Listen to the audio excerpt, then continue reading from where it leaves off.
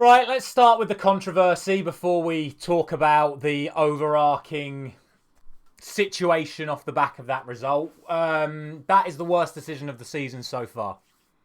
Without question, it is the worst decision of the season so far for not only the decision that was made, but the way it happened, how it was handled, responsibility of the players and the officials, the actual officials in charge of the decision itself, and the overall execution of it.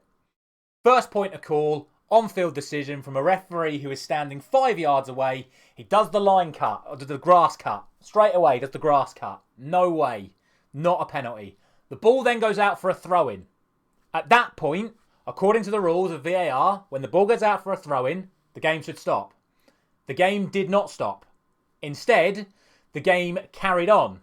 And we played on for another 30, 40 seconds. Then there was a foul, I think, at the other end of the pitch. Then it comes up, VAR checking potential penalty. Person in charge of VAR, Michael Oliver. To be honest, I could stop the rant right there. But I'm not going to. But VAR, Michael Oliver. He decides that it's a penalty. That's his responsibility as the VAR official. He has decided a penalty needs to be awarded and has called David Coote over to the screen. Okay, fine, whatever. It's the wrong decision, but he's made that decision. Then David Coote comes over to the screen and he is at the screen for 2.5 minutes, if not longer. He watches it from multiple angles. The one that they're sticking with is the one where you can clearly see them side on, Ings and De Ligt colliding, and Danny Ings falling over. He is there for an absolute age. And the entire time he's there, I don't think they play it to him at full speed. Because I think if they play it to him at full speed, you can see it's not a foul at all. Bear in mind, he was the guy that was right there in the first place. But they don't show it at full speed. They slow it in slow motion. There is knee-on-knee contact. However, Danny Ings is both of his legs are in the air before the knee-on-knee contact. So he's already diving before it happens, when the actual knee-on-knee contact happens, which obviously then results in him flopping to the floor because he's already diving. And not only that, at the exact same moment that the knee-on-knee contact happens, Danny Ings' arm pushes the ball forward. So if there's contact to create the foul, then it's also handball for him pushing it past De Ligt, which is how he's gained the advantage for the knee-on-knee contact to generate a foul. And I've got the official quote from the Premier League, from the officials right here. Where has it gone? Here it is. So this is the Premier League statement. The referee did not award a penalty to West Ham for a challenge by De Ligt on Ings. The VAR deemed there was sufficient contact on Ings' lower leg and recommended an on-field review. So how does that make sense? The referee did not award a penalty to West Ham for a challenge by... Oh, sorry, that's... My apologies. That is, the referee did not deem it a foul. The VAR deemed that the contact was enough. No mention of the handball. No mention of Danny Ings' legs already being in the air before the challenge is made. And so on and so on. If you want to give a penalty for that incident, I wouldn't have complained too much if he'd have given it for Dalot pulling Kilman's shirt. It's quite visible in that shot, actually. Dalot's pulling Kilman's shirt back. At least I could have said, it's a soft one, but why is Dalot pulling Kilman's shirt back? But to give that one, I just don't understand. Then, I don't know who's in charge of showing things on the screen. I don't know if it is the VAR officials, because they have video, actual editors in Stockley Park to show the clips to the officials. I don't know if they also run the clips at West Ham, but they then show it on the big screen for all of the Manchester United and all the West Ham players and fans to all see, where immediately Matthias de Ligt then turns around and goes, he's handballed it. You can clearly see he's handballed it. You then see the referee, David Coote, stand and look up at the big screen, see it again, and then start talking to people again.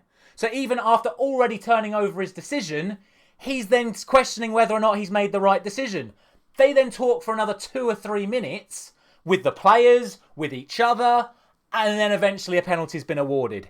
Show some balls. I know Michael Oliver is one of the senior referees in this country. He's seen as probably the most senior along with Anthony Taylor.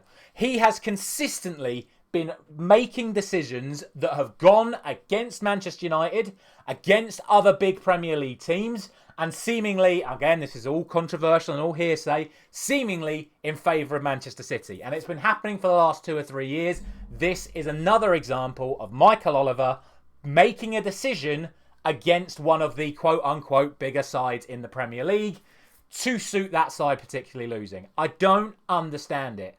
But David Coote had 2 opportunities, I think. Well, technically 3. The first time he got it right when he didn't give the penalty. The second time when he went over to the monitor, he looked at it and he looked at it and he looked at it and he didn't want to give it, and eventually he backed down and he reluctantly gave it. Then he saw it on the big screen. Then he heard Matthias de Ligt's argument and he thought about it and he thought about it and he thought about it and he reluctantly gave it. Show some balls.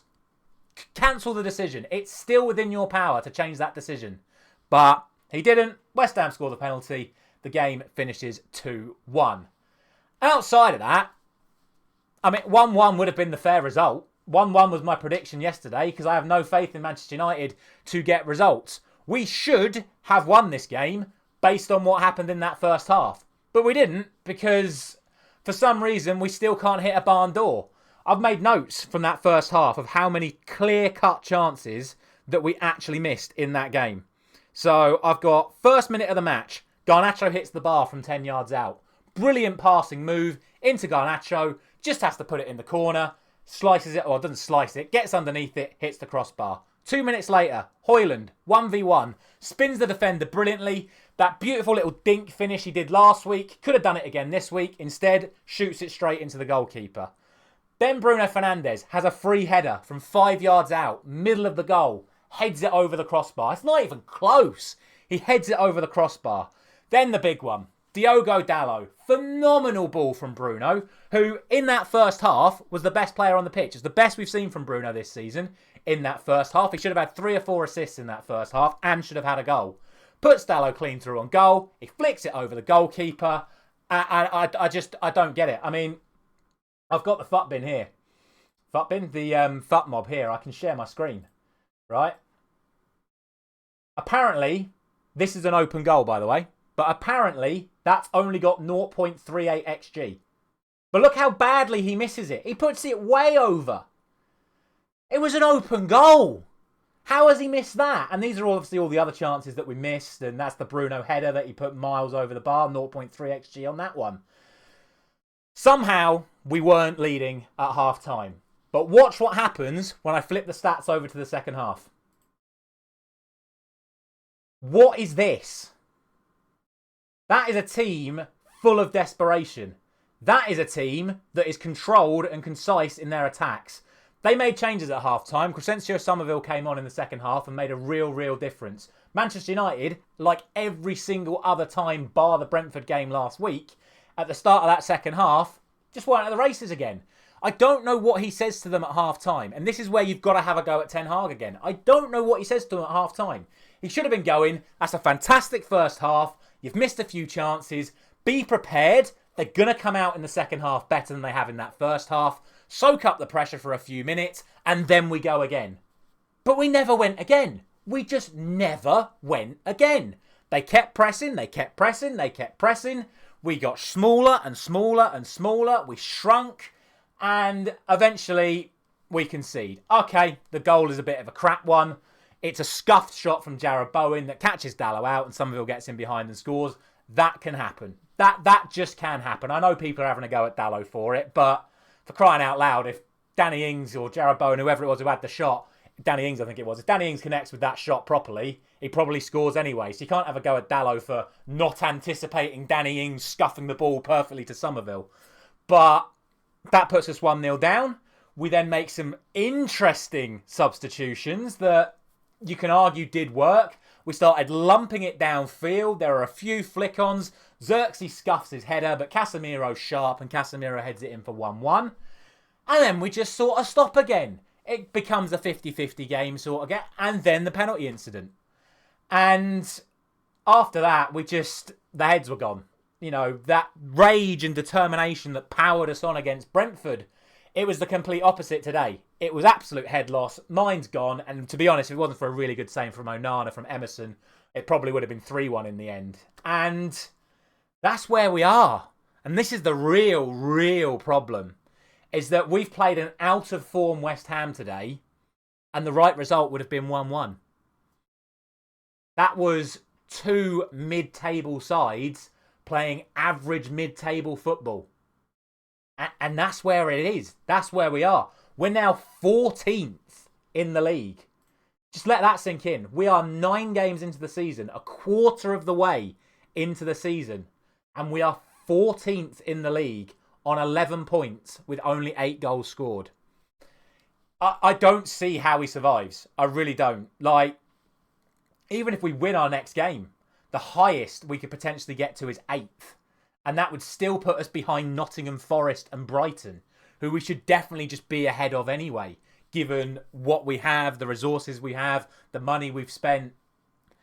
Like, I can only defend him so much. Whatever he does at halftime doesn't work. Whatever tactical changes he does mid-game, they don't work. And we just can't finish. We can't finish. And I know that's not on him, because we played well in that first half. And if we'd have taken our chances, I could be sitting here talking about a really good 3 or 4-0 or maybe 3 or 4-1 victory to Manchester United. But we didn't take our chances. And then we fell apart in the second half. And we've lost again. So the buck's got to stop somewhere. And I think it's going to end up with the manager eventually. We've got another international break imminently. And, well, if he makes it through that one as well, I'd be really surprised.